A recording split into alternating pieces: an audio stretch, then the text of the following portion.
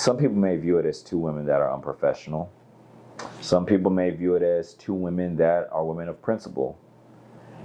But either way, if you ask me, respect is something that is non-negotiable.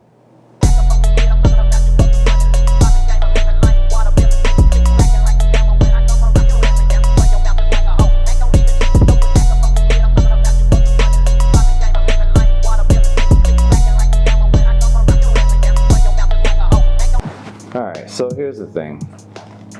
It's been a little over a week now since the whole Sasha Banks and Naomi situation took place, right? I like to sit with things before I give a reaction publicly, at the very least. And for this, I feel like it's been past a week. It's going on 2 weeks now since this has taken place. For those that don't know, Sasha Banks and Naomi were, at the time, the women's tag team champions. And due to situations with booking and from what is rumored to be their discomfort with the booking, they dropped their titles on John Laurinaitis' desk and they walked out. Some people say that it happened during the show. Some people say that it happened hours before the show. I'm not really worried about necessarily the semantics of what time they decided to walk out. Rather, I think it's more important to focus on the debate of professionalism versus respect. And a lot of times that line can get blurred. So I want to start with the interview that took place with Naomi's former partner, Cameron. She is stating in this interview how she knows her girl, rocks with her girl, that's her girl. And one thing she stated that kind of piqued my interest, it was actually two things that she stated that piqued my interest. One, Naomi goes with the flow, and that's why she loves her. She's down for whatever, she goes with the flow. And then two, she feels that there's a chance Sasha Banks could have manipulated her. But then the third thing about that, which is kind of a bonus, is the fact that Cameron also says Naomi should be placed on that Mount Rushmore of today's, top superstars. Naomi is, well, to say one of the best athletes, if not the best female athlete that we have on today's roster in the WWE. And that's fair. Naomi deserves her flowers. Naomi deserves her roses. And Naomi, in my opinion, should be one of the big faces of the company. She should be on the level of the Sasha Banks as far as relevancy and weight. Same thing as far as the Charlotte Flairs. But when Cameron was saying that, it also kind of contradicted her point as well with the whole going with the flow thing and manipulation of from Sasha Banks. If Naomi is supposed to get her flowers, if Naomi is supposed to get her respect, if she's supposed to get her just due, and Sasha Banks is the one to kind of help her realize that, is that really manipulation? Sounds like she has the idea that Sasha Banks was saying, oh hey, this booking doesn't make sense. The booking being Naomi and Sasha, Boss and Glow, competing in a six-pack challenge to face the Raw Women's Champion, with Naomi going over, and then Sasha Banks going over to SmackDown to face Ronda Rousey at Hell in a Cell, only for both of them to lose their respective singles matches. If that is the truth, yeah, she's kind of right. If you are the women's tag team champions, mind you, these are new titles. These titles have only been around for about 3 years, tops. These are still very fresh titles that need to make a mark in the WWE. And by negating them off of a pay-per-view, let alone putting the tag team champions in singles opportunities for a different title, that belittles the titles that Sasha Banks herself fought for to get created. that belittles the champions, Naomi and Sasha, and it also belittles the division as a whole. Since 2019, these titles have been pretty much belittled. It started off in a banger of a match in the Elimination Chamber with the Boston Hug Connection going over, becoming the inaugural women's tag team champions. Beautiful, beautiful match. Fast forward to WrestleMania, they lose to the Iconics. And I remember watching that and thinking to myself, oh, well, that's unfortunate. Granted, love the Iconics. Extreme Billy Kay fan. And together, those two had the opportunity and the potential to be great tag team champions. But they were barely seen on TV. They rarely ever defended the titles. And that's when I would say the belittling of that tag team division began. From there, they were supposed to be defended on NXT. They've only been defended on NXT 3 times since having them in the past 3 years. And we can't deny the frequent releases of WWE superstars, women in particular, has definitely caused an effect on the tag team division for the women. Budget cuts, budget cuts, budget cuts. Look, that ain't my business. I'm not doing the accounting for WWE, so that's them. But I feel like at the same time, if you're gonna release these superstars, then you gotta keep in mind of, okay, who are we gonna bring up in order to replace these superstars to compete for the tag team titles? The female roster right now, specifically when it comes to tag teams, is extremely low. It makes me think about, of course, Stone Cold and Brock Lesnar. But it more so makes me think a lot about CM Punk. When CM Punk had that Colt Cabana interview, and he would talk about how he would do things for Vince McMahon that would bring down his stock. He would do things that would bring down his image, his celebrity, his brand. When he was white hot losing to Triple H, facing The Undertaker at WrestleMania, losing to him, facing Brock Lesnar at SummerSlam, losing to him, not being in the main event for WrestleMania 29, which, for all purposes, he should have been in. He held the title for over a year, and we had already saw John Cena versus The Rock. And we were told that it would never happen again. We were told that it was once in a lifetime. Why couldn't we stick to that? The first banger that they had was great. The match that they had at WrestleMania 29 was, a flop. It was a flop. I remember watching it and I was not amused. Now imagine if it had been a triple threat at WrestleMania 29. John Cena versus The Rock versus CM Punk for the WWE Championship. Now that would have been a match worth watching. Definitely would have had the popcorn out for that. And not to say that John Cena versus The Rock isn't worth watching again, but I feel like having CM Punk involved in that main event spot that he earned,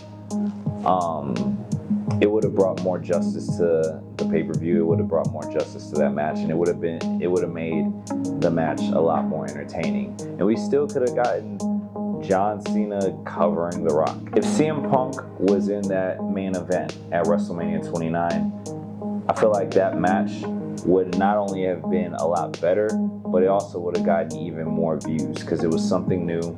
And CM Punk, he earned that spot. He earned the spot to close out the night. And like he said, he wasn't falling for the WWE mumbo jumbo crap of, facing The Undertaker is the main event. He said, no, the main event is the main event. The last match of that night is the main event, which as fans, we could agree on. Like, you have headliners, but there's only one main event.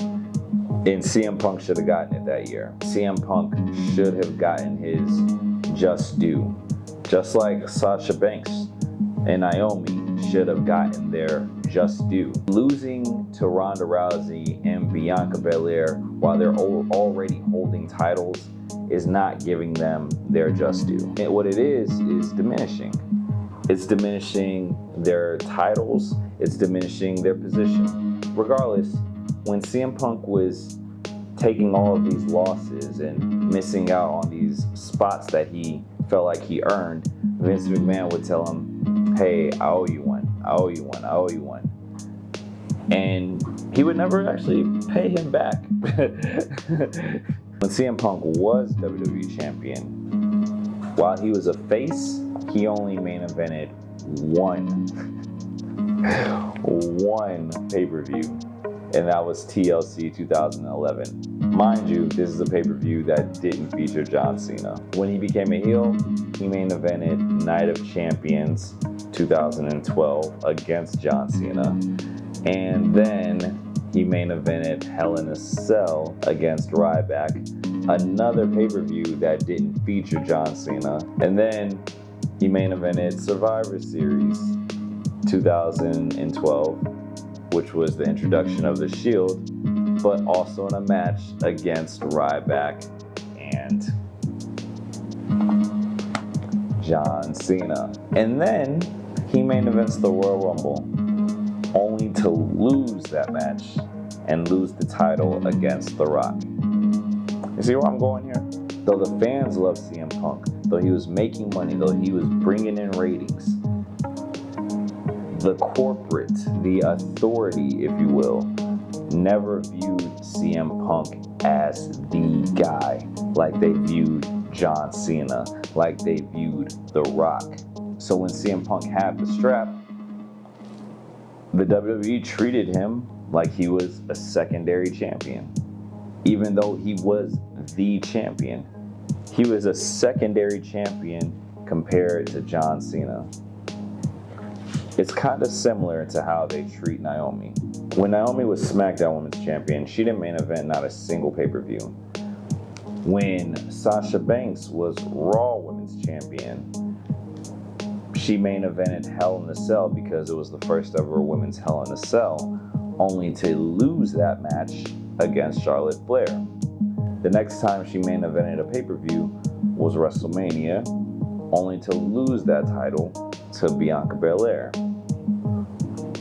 It's very unfortunate that they don't put Sasha Banks and Naomi in the same light that they would put The Rock and John Cena. It's very unfortunate that they don't put Sasha Banks and Naomi in the same light that they put Charlotte Flair and Ronda Rousey and Becky Lynch. And some could argue, oh, 4 horsewomen, of course they put Sasha in that light. Nah, not really. It's more than just being loved by the fans. It's getting wins. The wins matter. They do. Sasha Banks' win-loss record, yeah. Compared to Becky Lynch when she was white hot, and she's still pretty white hot. Compared to Charlotte Flair, it ain't the same. She's more on the decline a lot, as opposed to Becky Lynch, who's on the up, as opposed to Charlotte Flair, who's on the up, as opposed to Ronda Rousey, who's definitely on the up. Sasha Banks is more on the downside, and I guess maybe they say, oh, you're Sasha Banks, you have the star power. You're good enough. You don't need anything else. But no, she does. Naomi definitely does. Another person who had something to say was Booker T on his podcast. Booker T is a well-earned Hall of Famer, no doubt. Legend, no doubt. And I grew up being a big fan of Booker T, being inspired by Booker T as well. But when it comes to his views on black wrestlers sometimes, him and Mark Henry, they can be questionable to say the least. And I know he probably doesn't view it as black wrestlers. He probably views it as wrestlers, professionalism, whatever the case. Like I said, I was inspired by Booker T growing up, seeing a man that, had my skin complexion in the ring, being a five-time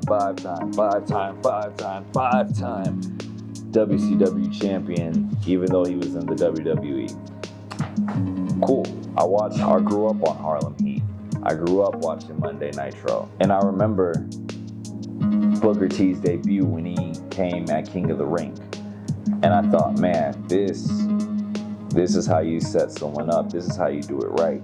Fast forward to WrestleMania 19, thinking to myself, this is it. This is going to be the pay-per-view where Booker T gets his well-earned, well-deserved shine.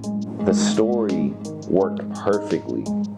Triple H basically reducing Booker T to nothing but a thug.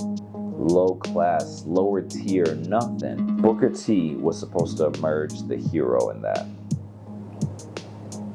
Instead, Booker T gets hit with the pedigree and is laying on the floor for about 4 hours until Triple H decides to pin him and win. If there was any time for a unprofessional moment, it should have been that.